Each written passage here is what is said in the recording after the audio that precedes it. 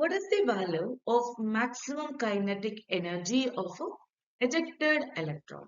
It's known that the maximum kinetic energy of a ejected electron because of photoelectric effect can be calculated using a formula E minus pi. Whereas E is representing the value of energy of incident photon, whereas the value of energy can be calculated using a formula Hc divided by lambda, whereas pi is representing the value of work function.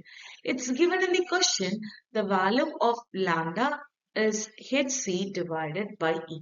So here we can write the kinetic energy maximum will be equal to Hc divided by Hc divided by E minus pi. When we are simplifying, we will get the kinetic energy maximum is equal E minus pi.